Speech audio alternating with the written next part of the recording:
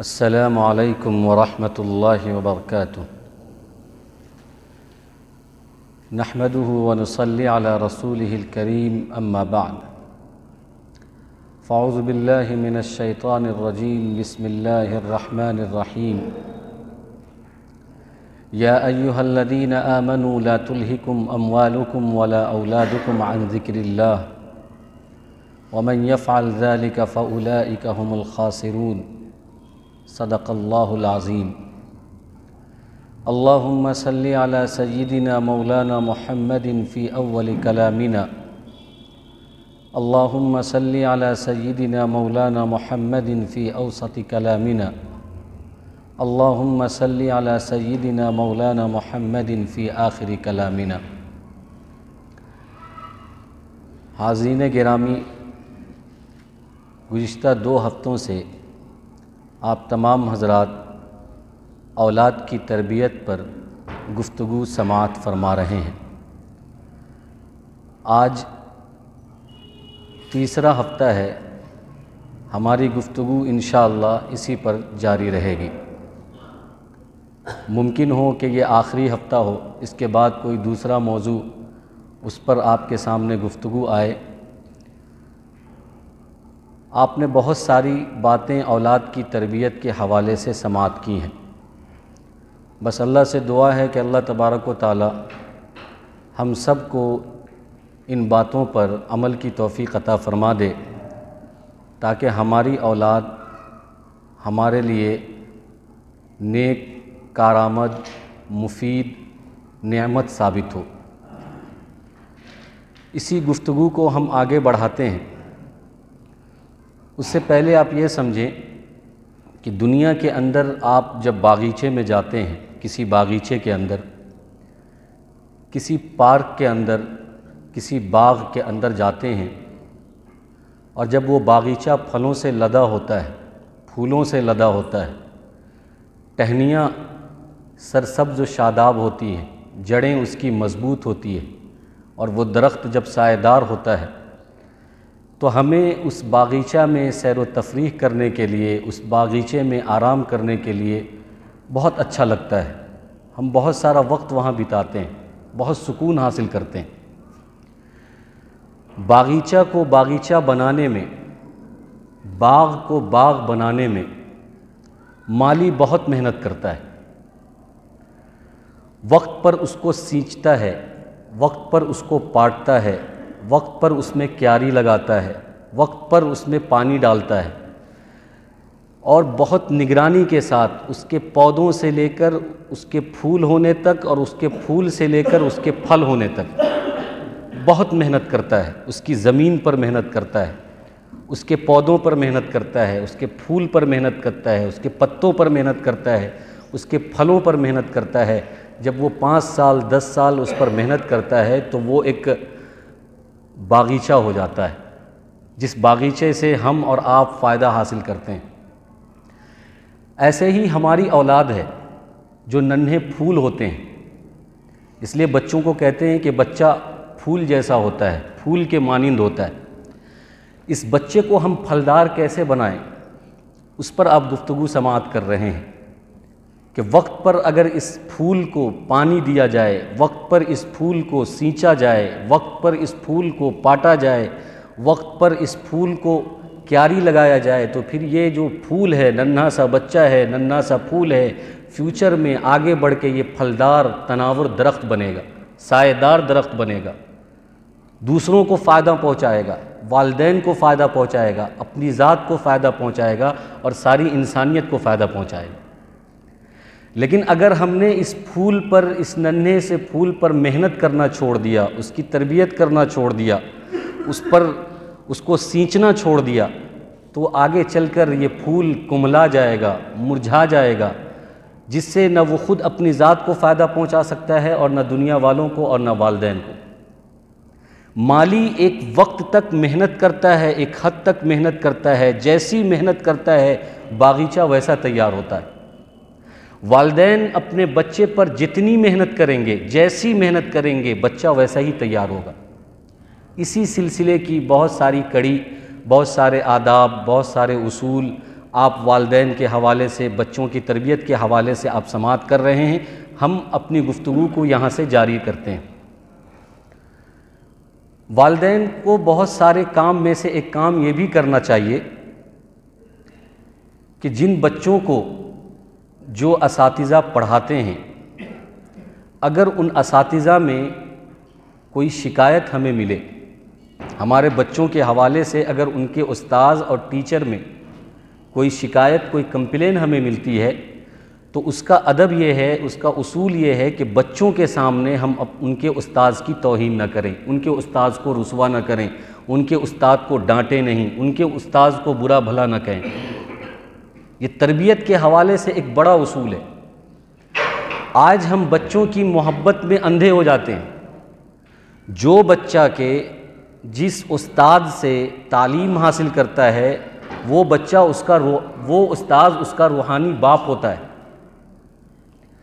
اور آپ یہ نہ سمجھیں کہ تربیت ہمارے ذمے ہے اور استاذ کے ذمے تعلیم ہے، نہیں، تعلیم اور تربیت استاذ کے ذمے ہیں اور تعلیم اور تربیت والدین کے ذمے ہے۔ والدین سے بھی تعلیم اور تربیت بچہ حاصل کرتا ہے، استاد سے بھی تعلیم اور تربیت بچہ حاصل کرتا ہے، دونوں سے کرتا ہے۔ لیکن ہم یہ سمجھتے ہیں کہ استاد صرف تعلیم کے لیے ہے، ایجوکیشن کے لیے، حالانکہ ایسا نہیں ہے۔ جتنے بھی اساتذہ ہوتے ہیں وہ تعلیم کے ساتھ ساتھ تربیت بھی دیتے ہیں، تربیت کے ساتھ ساتھ تعلیم بھی دیتے ہیں۔ ٹھیک ایسے ہی ہمارے ماں باپ بھی تربیت کے ساتھ تعلیم دیتے ہیں، تعلیم کے ساتھ تربیت دیتے ہیں۔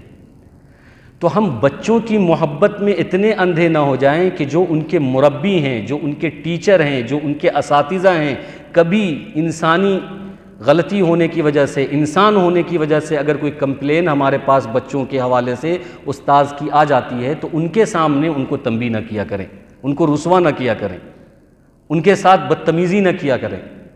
یہ بہت بڑا پہلو ہے۔ آج کل ہمارے والدین اس پر غور نہیں کرتے، اس کی فکر نہیں کرتے کہ بچہ ہمارا سامنے موجود ہے، ہم اس کے استاذ کو ڈانٹتے ہیں، ڈپٹتے ہیں، ہم اس کے استاذ کو برا بھلا کہتے ہیں، رسوا کرتے ہیں کہ آپ کو کچھ نہیں آتا، بچوں کو پریشان کر رہے ہیں اور بچوں کی غلط تنبیہ کر رہے ہیں، بچوں کو غلط جگہ پر مار رہے ہیں اور پتہ نہیں کیا کیا۔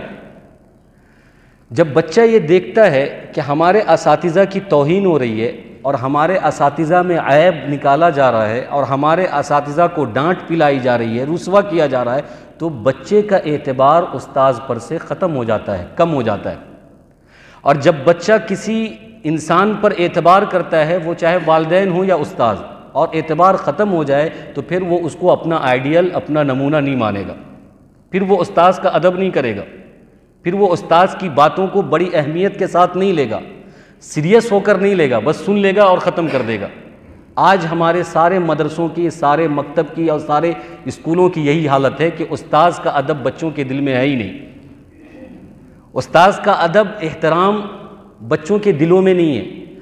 تو اس کی ایک وجہ یہ بھی ہے کہ ہمارے ماں باپ کا بیجا لارو پیار اور ان کے ساتھ بیجا ہمدردی، بیجا محبت، استاذ کو ڈانٹنا ڈپٹنا بچوں کے سامنے۔ اور میں نے شروع میں یہ کہا کہ استاذ روحانی باپ ہوتا ہے، جیسے ہم والدین بچوں کے جسمانی باپ ہوتے ہیں، استاذ روحانی باپ ہوتا ہے۔ کبھی بھی ماں باپ اپنے بچوں کے بارے میں غلط نہیں سوچتے، اس کے فیوچر کے بارے میں غلط نہیں سوچتے، تو پھر یہ کیسے ہم سوچ لیتے ہیں کہ ایک استاذ اپنے شاگرد کے بارے میں، اپنے اسٹوڈنٹ کے بارے میں غلط سوچ سکتا ہے یا اس کے ساتھ کوئی غلط نظریہ قائم کر سکتا ہے؟ جیسی تربیت ہم چاہتے ہیں کہ ہمارے بچوں کو ہو اور بچہ ہمارا اچھا بنے، ہر استاذ کی بھی یہ فکر ہوتی ہے کہ ہمارا اسٹوڈنٹ اچھا سے اچھا اسٹوڈنٹ بنے، شاگرد بنے۔ تو اس بات کا بھی خیال رکھنا چاہیے۔ اور اسی طریقے سے ایک بات کا اور خیال رکھیں، دیکھیے یہ ساری جو چیزیں ہیں، یہ اصولی باتیں ہیں، اگر آپ اس کو یاد کر لیا اور آپ نے اس پر عمل کرنا شروع کر دیا تھوڑا ہی سا صحیح، دیکھیے آپ کے بچوں کے اندر نکھار آنا شروع ہو جائے گا، بچوں کے اندر انقلاب آنا شروع ہو جائے گا، بدلاؤ آنا شروع ہو جائے گا۔ یہ اتنی مجرب باتیں ہیں اور تجربے کی باتیں ہیں کہ اس سے کسی بھی والدین کو آنکھ بند کرنے کی ضرورت نہیں ہے یا غفلت کرنے کی ضرورت نہیں ہے۔ اس کو اپنے گڑھا باندھ لیں، گڈھا باندھ لیں اس کو، کہ ہمیں اپنے بچوں کی تربیت اس طریقے سے، اس لائن سے اور اس ترتیب سے کرنی ہے۔ والدین کی ایک ذمہ داری یہ بھی ہے کہ بچہ اگر کوئی غلطی کرتا ہے تو اس غلطی کو چھپائیں نہیں، اس غلطی پر صفائی پیش نہ کریں۔ اگر ہم اپنے بچوں کی غلطی کو چھپائیں گے، اس پر وضاحت پیش کریں گے، اس پر صفائی پیش کریں گے، تو اس بچے کے اندر سے اعتدال، عدل، انصاف ختم ہو جائے گا، کیونکہ وہ بچہ یہ بات سمجھ رہا ہے کہ میں نے غلط کیا ہے، میں نے کسی کا دل دکھایا ہے، میں نے کسی کے ساتھ بدتمیزی کی ہے، لیکن میرے ماں باپ میری حمایت کر رہے ہیں، میرا سپورٹ کر رہے ہیں اور میری غلطی پر پردہ ڈال رہے ہیں اور میرے اوپر صفائی پیش کر رہے ہیں، جبکہ میں غلط ہوں۔ تو وہ کہے گا کہ آدمی غلط کرے پھر بھی بچ جاتا ہے۔ بچہ یہ سوچے گا کہ اگر بچہ غلط کرے یا انسان غلط کرے تو پھر بھی اس کی کوئی کلاس نہیں لگتی اور وہ بچ جاتا ہے، تو اس کے اندر سے اعتدال، عدل، انصاف ختم ہو جائے گا۔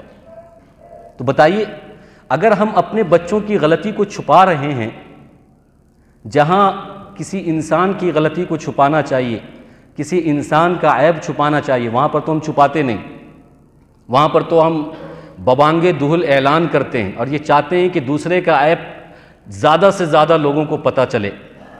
اللہ کے نبی صلی اللہ علیہ وسلم نے فرمایا کہ من ستر مسلمن سترہ اللہ یوم القیامہ، کہ جو مسلمان کسی مسلمان کے عیب کو چھپاتا ہے، پردہ ڈالتا ہے اور اس کی غلطی پر پردہ ڈال دیتا ہے، کل قیامت کے دن اللہ تبارک و تعالیٰ اس کے عیب پر پردہ ڈالے گا۔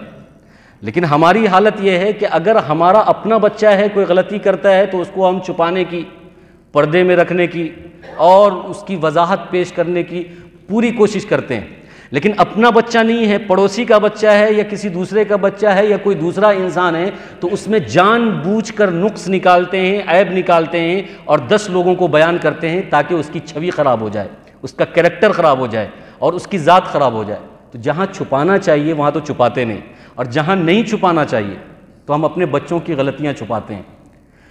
جب ہم اپنے بچوں کی غلطیاں چھپاتے ہیں تو وہ بچہ شریر ہو جاتا ہے، وہ بچہ ضدی ہو جائے گا، وہ بچہ ہٹ دھرم ہو جائے گا، صحیح غلط کی تمیز نہیں ہوگی، اس کو ایسا لگے گا کہ صحیح کرو تو بھی کامیابی ہے، تو بھی انعام ملتا ہے، غلط کرو تو بھی انعام ملتا ہے، تو بھی لاڈ و پیار ملتا ہے، تو سب صحیح ہے، صحیح بھی کرو غلط بھی کرو۔ لیکن اگر ہم بچے کو غلطی پر تنبیہ کرتے رہیں، جو مناسب ہو، جیسی غلطی ہو ویسی تنبیہ ہونی چاہیے۔ اس سے پہلے آپ کے سامنے یہ بات آ گئی کہ اب غصے میں اتنا زیادہ اس کو سزا نہ دے دیں کہ جس کا وہ مستحق ہی نہیں ہے۔ بہت سارے ماں باپ ایسے ہیں کہ جب آپے سے باہر ہوتے ہیں تو بچوں پر بہت زیادہ ظلم کر بیٹھتے ہیں، چھوٹی چھوٹی غلطی پر اس کو اتنا ڈانٹ اور اتنی مار دیتے ہیں جس کا وہ مستحق نہیں ہے۔ حد سے زیادہ سزا دینا یہ بھی صحیح نہیں، اور بالکل سزا نہ دینا یہ بھی صحیح نہیں ہے۔ غلطی کو چھپانا، جیسی غلطی ہو اس کی سزا ویسی ہی دینی چاہیے تاکہ بچہ یہ سمجھے کہ نہیں، غلط کرنے پر غلط ہوتا ہے، اس کی سزا، اس کو پنشمنٹ ملتا ہے اور اس پر سزا ملتی ہے، غلط نہیں کرنا چاہیے، اس کے اندر عدل اور انصاف جیسے اوصاف پیدا ہوں گے۔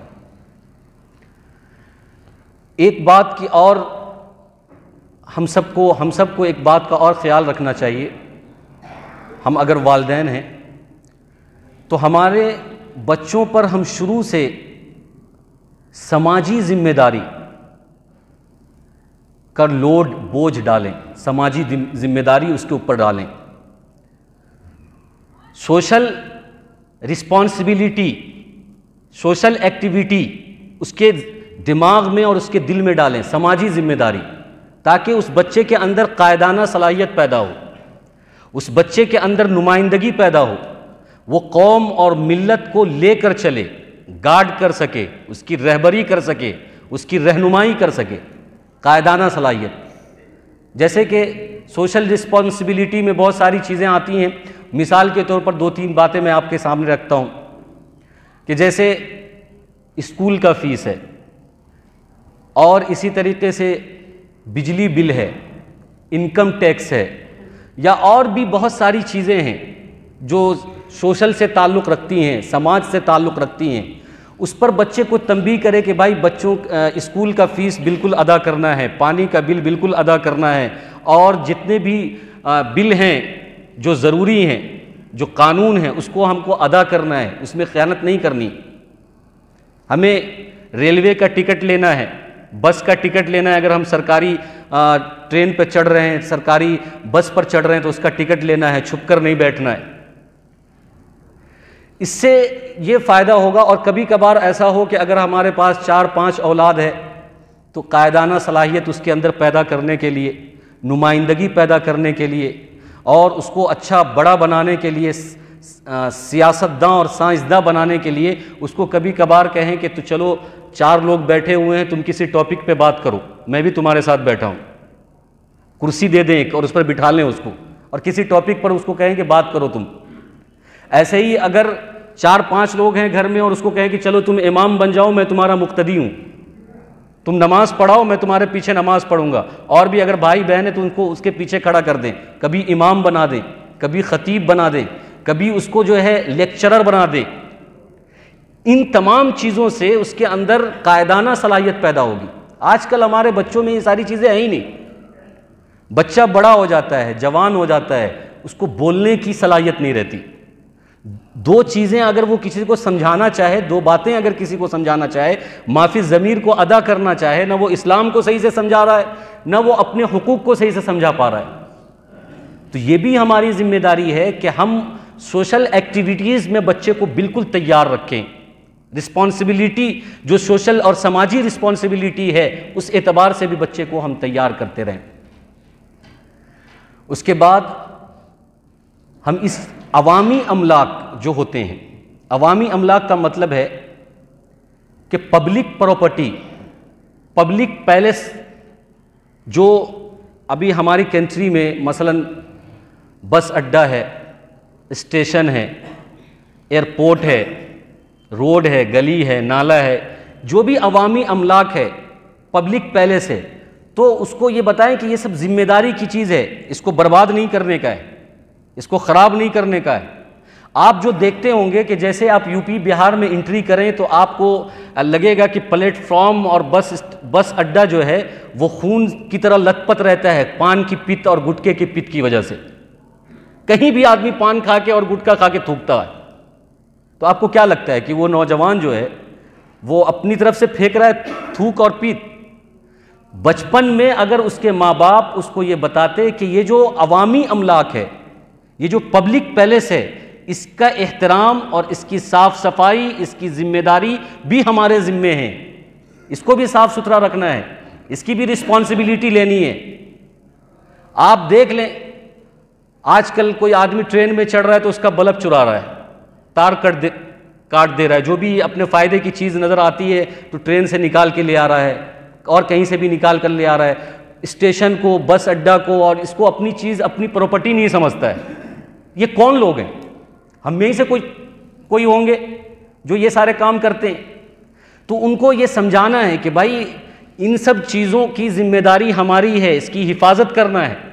اگر ہم اس کی حفاظت کریں گے تو ہم کو سکون ملے گا، یہ ہمارے آرام کے لیے ہے، یہ ٹرین ہمارے آرام کے لیے ہے، یہ اسٹیشن ہمارے آرام کے لیے ہے، یہ ویٹنگ روم ہمارے آرام کے لیے ہے، یہ جو سرائے بنائے جاتے ہیں، یہ مسافر خانے بنائے جاتے ہیں، یہ سب ہمارے آرام کے لیے ہے۔ اس کے اندر اگر ہم بیت الخلا بھی یوز کرتے ہیں تو اس میں پانی مارا کریں، پانی دیا کریں۔ آدمی جاتا ہے بیت الخلا استعمال کرتا ہے، سرکاری ٹوائلٹ استعمال کرتا ہے، تو سرکاری ٹوائلٹ استعمال کر ہی نہیں سکتا ایک مہذب آدمی، ایک شریف آدمی سرکاری ٹوائلٹ استعمال نہیں کر سکتا، اتنا گندا ہوتا ہے۔ اس کو گندا کون کرتا ہے؟ جانور۔ اس کو گندا کرنے والا تو کوئی انسان ہی ہوتا ہے۔ اور سرکاری جو چیزیں ہوتی ہیں اس کو برباد کرنے والا تو انسان ہی ہوتا ہے، ہم جیسا اور آپ جیسا۔ تو اس کو یہ ذمہ داری نہیں دی گئی، اس کو یہ نہیں بتایا گیا کہ بھائی ان سب چیزوں کی بھی حفاظت ہماری ذمہ ہے۔ ایسا نہیں کہ صرف نماز پڑھنا ہمارے ذمہ ہے اور ان سب چیز کی ذمہ داری اور حفاظت ہمارے ذمہ نہیں ہے۔ شروع سے بچوں کو ایکٹیو کریں، تیار کریں۔ ایسے ہی ہم ایک چیز پر اور دھیان رکھیں کہ ہمارا بچہ جب کبھی دوستوں کے ساتھ ہوتا ہے یا کسی کے ساتھ رہتا ہے تو وہاں پر وہ صاف صفائی کا خیال رکھتا ہے کہ نہیں رکھتا، یا گھروں میں ہی رہتا ہے تو صاف صفائی کا خیال رکھتا ہے کہ نہیں رکھتا، اس کے ناخن بڑھ رہے ہیں تو اس کو فکر ہے کہ نہیں ہے۔ پیر کے ناخن بڑھ رہے ہیں تو اس کو فکر ہے کہ نہیں ہے؟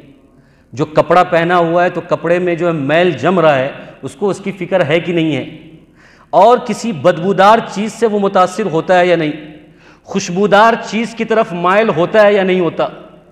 تو صاف صفائی جو کہ ہمارا ایمان ہے، آدھا ایمان ہے، نصف الایمان، الطہور نصف الایمان، الطہور شطر الایمان، الطہور جزء الایمان، یہ جو حدیث ہے یہ بچے کو کون بتائے گا کہ صاف صفائی؟ آپ دیکھیں جتنے بھی اسکول ہیں ویسٹرن اسکول، اس میں صاف صفائی کے بارے میں ہر دن پیریڈ ہوتا ہے، ہر دن ٹیچر سمجھاتے ہیں، اس کا ایک یونیفارم ہوتا ہے، اس کا ایک اپنا سسٹم ہوتا ہے۔ اب مکتب میں آنے والا بچہ، مدرسے میں پڑھنے والا بچہ، مسلمان کا بچہ، ناک سے پوٹا ایسے نیٹا گر رہا ہے، مکھی لگ رہی ہے، کپڑا گندا ہے، جو چاہا پہن کر آ گیا، جیسا چاہا جہاں چاہا کھا لیا۔ بھائی اسلام میں کوئی طریقہ نہیں ہے کیا؟ بچوں کا کوئی یونیفارم نہیں ہے؟ اسلام نے جتنی صفائی کی بات کی ہے اور اسلام نے جتنا صفائی پر زور دیا ہے اتنا تو کسی مذہب نے دیا ہی نہیں ہے۔ لیکن افسوس یہ ہے کہ ہم نے اس کو چھوڑ دیا، ہم نے اصولی اور بنیادی باتوں کو چھوڑ دیا ہے۔ اس کے علاوہ بچہ جس گھر میں رہتا ہے وہاں کے ماحول کو ہم اچھا صاف ستھرا بنا کر رکھیں۔ اس کو بولتے ہیں ہوم انوائرمنٹ، یعنی گھر کا جو ماحول ہوتا ہے بہت اچھا ماحول اس کو دیں۔ دوستوں کا جو ماحول ہے وہ بھی بہت اچھا ماحول دیں۔ گھر میں جب بچہ رہے تو ماں باپ کی ذمہ داری یہ ہے کہ وہ آپس میں لڑائی جھگڑا نہ کریں، آپس میں گالی گلوج نہ کریں، آپس میں الٹی سیدھی باتیں نہ کریں، آپس میں دھوم دھڑکے کی آواز اور الٹی سیدھی باتیں نہ کریں کہ بچہ وہاں پر اریٹیڈ ہو۔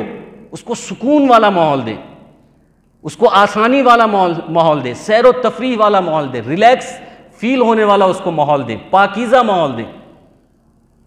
اگر بچوں کو ہم نے پاکیزہ ماحول نہیں دیا تو وہ بچہ اگر دیکھے گا کہ ماں ہمارے جو والد ہیں اور ہماری جو والدہ ہیں یہ آپس میں لڑتے جھگڑتے رہتے ہیں ہمیشہ، اور آپس میں گالی گلوچ کرتے رہتے ہیں اور اونچی آواز میں بات کرتے ہیں اور بھی بہت ساری حرکتیں کرتے رہتے ہیں جو نہیں ہونا چاہیے۔ بچہ اگر اس چیز کو محسوس کر رہا ہے تو آپ اس کو شریف نہیں بنا سکتے، آپ اس کو مہذب نہیں بنا سکتے، آپ اس کو تربیت یافتہ نہیں بنا سکتے، کیونکہ بچہ اپنے ماں باپ سے سیکھتا ہے۔ ایسے ہی ہمارے گھروں میں جو بڑے ہوتے ہیں، جو رئیس ہوتے ہیں، جن کی قدر ہم بھی کرتے ہیں، تو ان کا احترام ہم اس بچے کے سامنے کریں تاکہ بچہ بھی اس کا احترام کرے۔ جو تایا ہوتے ہیں، بڑے ابو ہوتے ہیں یا بڑی امی ہوتی ہیں، بڑی خالہ ہوتی ہیں، گھر کا ایک بڑا ہوتا ہے، سربراہ ہمراہ ہوتا ہے، سرپرست ہوتا ہے، یا خاندان کا ایک رئیس ہوتا ہے، تو ہم اس کے سامنے اس کا احترام کریں، بچوں کے سامنے۔ اگر ہم نے بچوں کے سامنے اپنے بڑوں سے جو ہے الٹی سیدھی باتیں کر دی یا بدتمیزی کر دیا یا اونچی آواز میں بات کر دیا یا زبان درازی سے بات کر دیا تو آپ یہ امید نہ رکھیں کہ کل ہو کر وہ بچہ بڑوں سے جو ہے بہت ادب سے بات کرے گا، نہیں، ہو ہی نہیں سکتا۔ تو ایک صاف سچتا ماحول، صاف ستھرا ماحول، پاکیزہ ماحول، لڑائی جھگڑے سے دور، فتنے فساد سے دور، گالی گلوچ سے دور اور اگڑم بگڑم سے، دھوم دھڑکے سے دور، اس کو اچھا ماحول دے تاکہ اس کا ذہن پروان چڑھے، اس کے ذہن کے اندر تازگی پیدا ہو اور وہ جب کوئی چیز کو دیکھے تو فوراً کیچ کر لے، فوراً اس کو سمجھ جائے اور فوراً اس کو یاد ہو جائے اور فوراً اس پر عمل کرنا اس کو آسان ہو جائے۔ لیکن ہمیشہ اگر دھوم دھڑکا ہوتا رہے گا، ہلا چلا شور شرابہ ہوتا رہے گا، آپ کتنی بھی تربیت کی چیزیں گھر میں آپ رکھے ہوئے ہوں اس کو اثر نہیں پڑنے والا۔ اس لیے میں کہتا ہوں، بارہا کہتا ہوں کہ اصل درسگاہ جو ہے وہ ماں باپ کا گود ہے۔ ماں کا گود بچوں کے لیے اصل درسگاہ ہے، اصل اسکول ہے، اصل مدرسہ ہے۔ ہم اپنے پھول کو پھلدار بنا سکتے ہیں، ہم اپنے پھول پر جتنا اس کو سینچیں گے، جتنی محنت کریں گے، وہ اتنا ہی سایہ دار اور پھلدار بنے گا۔ بچہ جب جوان ہوتا ہے، اگلے ہفتے سے ہمارا ٹاپک جوانوں کے اوپر ہوگا کہ جوانوں کو کیا کام کرنا چاہیے، نوجوانوں کی کیا ذمہ داری ہے، اس کی کیا رسپانسبلٹی ہے، اس کو کس طریقے سے جو ہے آگے بڑھنا چاہیے، قائدانہ صلاحیت اس کے اندر کیسی پیدا کرنی چاہیے. اس لیے ہم نے بچوں سے پہلے شروع کیا ہے کہ بچہ اگر ایسا ہو اور ایسی تربیت سے پلا بڑا ہو تو پھر یہی بچہ ٹیپو سلطان بنتا ہے، جنید بغدادی بنتا ہے، سلطان صلاح الدین ایوبی بنتا ہے، محمد بن قاسم بنتا ہے. یہی بچہ پھر نظام الدین اولیاء بنتا ہے، یہی بچہ پھر خواجہ قطب الدین بختیار کاکی بنتا ہے. کیوں؟ اس لیے کہ شروع سے چھوٹی چھوٹی چیز پر محنت کریں گے تب. لیکن ہمارے پاس وقت ہی نہیں ہے. ہم نے دنیا کو بس 2 ہی چیزوں میں بانٹ رکھا ہے، یا تو تھوڑا بہت دین کا کام کر لیں گے یا پورا ٹائم دنیا پر لگائیں گے. ہم سوچتے ہیں کہ نماز ہم نے پڑھ لیا اور رمضان آیا تو روزہ ہم نے رکھ لیا اور زندگی میں پیسہ ہے تو ایک بار حج کر لیا اور سال میں ہم نے زکوٰۃ ادا کر دی اور پیسہ اپنا خوب کما رہے ہیں، پورا وقت دکان پر لگا رہے ہیں، بزنس پہ لگا رہے ہیں، نوکری پہ لگا رہے ہیں. ہم نے اسی 2 چیزوں میں پوری زندگی کو بانٹ دیا ہے. حالانکہ اللہ تبارک و تعالیٰ نے قرآن کے اندر یہ بات ارشاد فرمائی، ربنا آتینا فی الدنیا حسنہ وفی الآخرۃ حسنہ، کہ آخرت کے اندر بھی خوبی اور دنیا کے ہر کام کاج میں، ہر میدان، ہر شعبے میں بھی خوبی، سسٹم، ترتیب، سلیقہ، طریقہ. یہ ہے زندگی کا نام.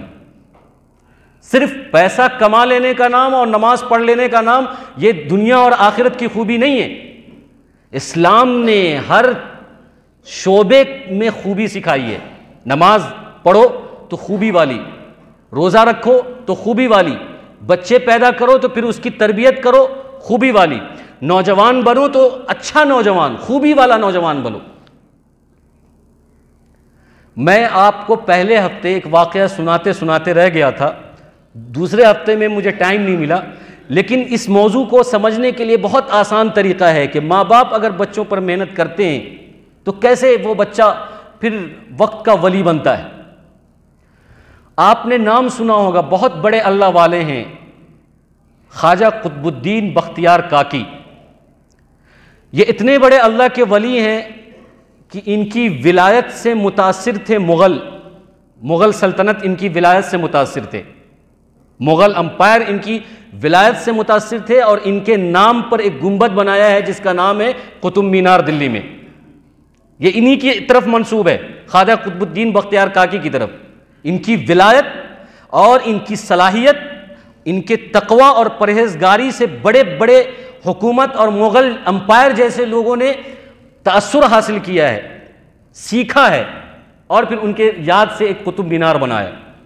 ان کے بارے میں آتا ہے کہ ان کی والدہ نے ان کی تربیت کیسے کی تھی. ان کی والدہ ان کو روز کہتی تھی کہ بیٹا کھانے کے ٹائم پہ اللہ سے مانگا کرو، اللہ تبارک و تعالیٰ رزق دیتے ہیں، میں نہیں دوں گی، تمہارے والد نہیں دیں گے.